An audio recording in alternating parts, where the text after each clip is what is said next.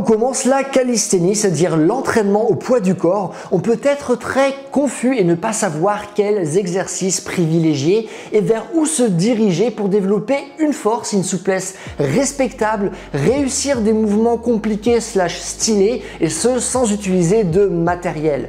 C'est pourquoi j'ai décidé de créer cette vidéo pour répondre précisément à ces questions.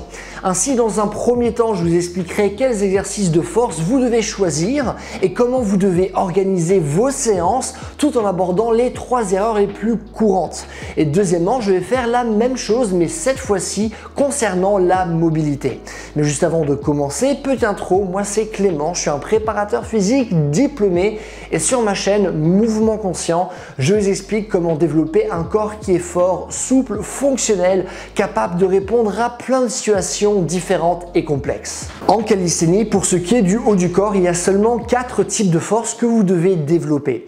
Il se trouve que la force, elle est premièrement divisée en deux. C'est-à-dire qu'on va distinguer la force de tirage et on va distinguer la force de poussée qui sont elles-mêmes divisées en direction verticale et horizontale. Ainsi, pour avoir une séance complète, ce qu'il vous faut, c'est avoir un exercice par type, soit 4 exercices en tout, du moins pour commencer. Alors maintenant, commençons par le tirage. Il faudra donc premièrement un exercice de tirage vertical. Pour ça, il n'y a vraiment rien de mieux que les tractions.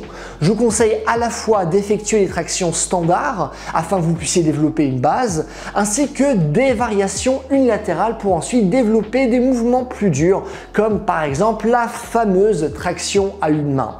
Maintenant, pour ce qui est du tirage horizontal, commencez par des roses aux barres parallèles en gardant en tête que plus votre corps va être parallèle au sol et plus vos pieds vont être hauts, et plus le mouvement sera compliqué.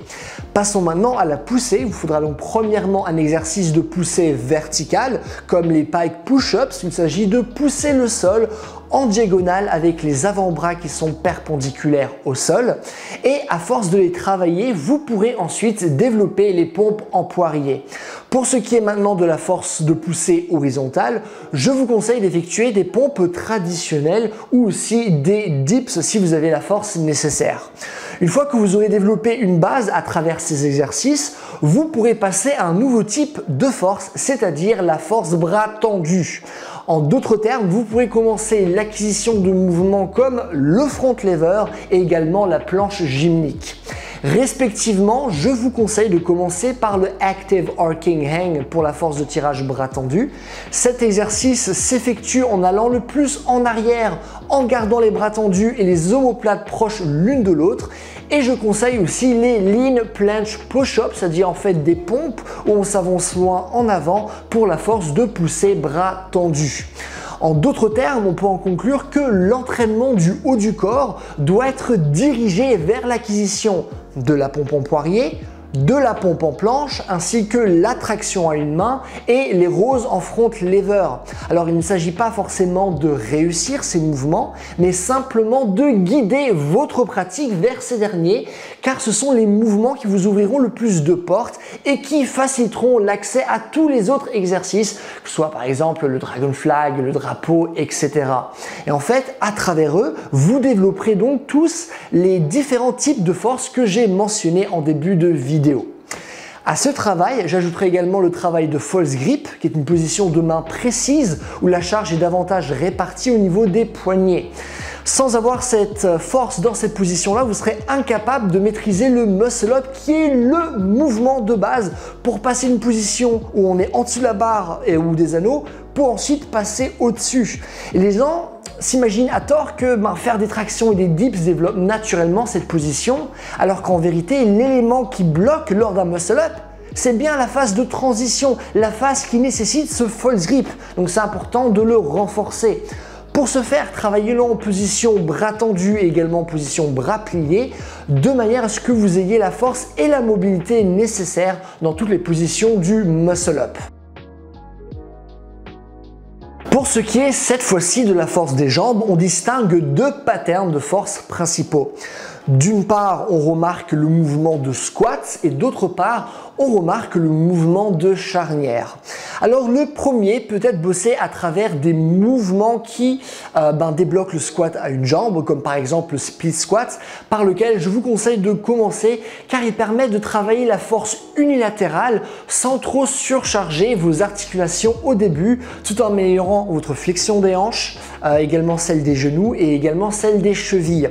Le deuxième type de force peut être bossé cette fois-ci à travers des mouvements comme le good morning à une jambe pour débloquer donc une force de charnière qui va principalement développer la chaîne postérieure à la fois en termes de force mais également en termes de souplesse, contrairement à un squat qui va mettre davantage l'accent au niveau des quadriceps.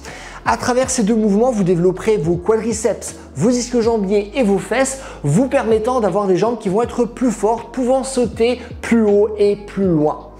Bref, je viens de vous donner beaucoup d'informations, mais concrètement, comment va-t-on organiser tout ça dans une séance et d'une manière plus large dans une semaine? Alors c'est simple, vous allez choisir un exercice de chaque type pour lequel vous allez effectuer 3 séries de 5 à 15 répétitions en essayant d'arriver en fin de série à 2 ou 3 répétitions de l'échec musculaire, c'est-à-dire le point où vous n'avez plus la force musculaire pour effectuer le mouvement. En respectant ce principe, moins vous faites de répétitions, plus vous allez bosser votre force maximale et plus vous allez faire de répétitions, plus vous allez développer votre endurance force. Moi, ce que je conseille, c'est d'effectuer cette séance 2 à 3 fois par semaine. Dernièrement, mettez en place une surcharge progressive, c'est-à-dire augmenter la difficulté de vos exercices, imaginons toutes les semaines, de manière à ce que votre corps puisse constamment continuer à s'adapter et que vous ne tombiez pas sur des plateaux de non-progression. Et si vous voulez plus de connaissances par rapport aux standards techniques à respecter, les différentes variations d'exercices qui existent, j'ai fait une vidéo YouTube de plus d'1 heure à ce sujet qui s'appelle le guide ultime pour un haut du corps surpuissant et une autre vidéo de plus d'1 heure également qui s'appelle guide ultime jambes extrêmement fortes. Alors je vais essayer de me souvenir de vous mettre ça soit en fin de vidéo, soit dans la description ou soit dans les commentaires, mais donc sachez que ces vidéos existent. Maintenant que ceci est dit, passons au travail de mobilité. Alors là, bien sûr, il y a plein de choses sur lesquelles vous pourriez potentiellement bosser, mais ce qui me semble le plus important là maintenant, c'est que vous focalisez sur les 3 exercices qui vont le plus vous aider par rapport aux blocages les plus courants. Le premier est le manque de dorsiflexion, c'est-à-dire votre capacité à rapprocher votre tibia de votre pied et vice-versa. La raison pour laquelle elle est importante, c'est parce que sans elle, vous serez incapable de rester en équilibre lors d'un squat à une jambe ou simplement d'effectuer n'importe quelle variante de squat qui est compliquée. Pour débloquer ces positions, moi ce que je vous conseille de faire, c'est de rester en Fisherman Squat en mettant tout votre poids sur une jambe. N'hésitez pas à surélever votre talon pour rendre le mouvement plus simple si vous n'avez pas la mobilité nécessaire pour effectuer cet exo. Et moi ce que je vous conseille de faire, c'est de prendre 6 minutes, de passer 1 minute 30 sur une jambe, 1 minute 30 sur l'autre et ainsi de suite jusqu'à ce que le temps soit passé.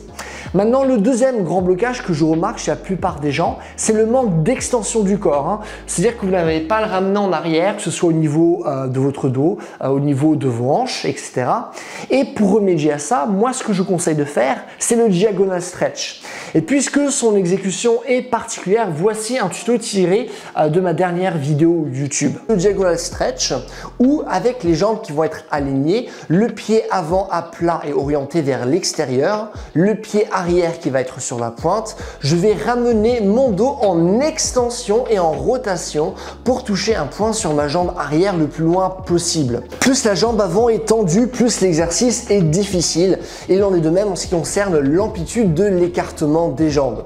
Cet exercice va travailler la force et la stabilité des jambes. C'est un exercice vraiment très compliqué, même si ça n'a pas forcément l'air là maintenant en le regardant. Ça va aussi travailler l'extension des hanches au niveau de la jambe arrière en étirant le psoas et les quadriceps, tout en augmentant la souplesse du dos en extension et également en rotation. Ici, moi, ce que je vous conseille de faire, c'est 3 à 5 séries d'une dizaine de répétitions en restant en isométrie, en amplitude complète. À la dernière répétition, je vous conseille de faire ça 2 fois par semaine. Le dernier point qui bloque beaucoup de monde, c'est la flexion de l'épaule, donc ma capacité à lever le bras, à le bien ramener en arrière. Parce qu'en fait, cette dernière n'est pas développée. Vous ne pourrez pas réussir un pont avec les bras qui vont être tendus. Vous ne pourrez pas aussi, par exemple, réussir un handstand, donc un équilibre sur les mains, qui va réellement être droit. C'est pour ça, en fait, moi, je conseille à tout le monde d'effectuer le lat tree stretch qui touche, comme son nom l'indique, l'épaule, le dos et les triceps pour grandement augmenter votre flexion. Il s'agit simplement de garder un corps gainé avec les coudes en flexion maximale sur une surface surélevée. Je vous conseille d'effectuer 3 séries de 30 à 60 secondes. Maintenant, pour ce qui est de l'organisation, effectuez ces exercices 2 fois par semaine en faisant en sorte, là aussi, d'appliquer une surcharge progressive. Donc maintenant, vous avez un programme qui est bien rempli, qui va vous permettre d'être plus fort, d'être plus souple, tout en possédant des protocoles d'entraînement ainsi que des exercices efficaces et progressifs. Votre progression devrait être maintenant bien plus claire, que ce soit par rapport à l'organisation de vos séances et également vers où vous devez aller. Et bien sûr, je pourrais vous donner davantage d'exercices, notamment en ce qui concerne la mobilité, vous imaginez bien. Mais le but n'est pas de vous surcharger, mais bel et bien de vous donner une carte qui est accessible, qui vous fera progresser efficacement et vers les bons mouvements. Et pour ce qui est des tutoriels détaillés de tous les mouvements que j'ai abordés, parce que j'en ai abordé plein et j'ai pas abordé tous les points techniques qui sont importants, n'hésitez pas à regarder les 2 guides ultimes qui s'affichent là maintenant. Aucune vidéo en France sont aussi complètes que celle-ci, je peux vous le dire sans arrogance, donc n'hésitez pas à les regarder si vous voulez développer un haut du corps beaucoup plus fort ou un bas du corps beaucoup plus fort.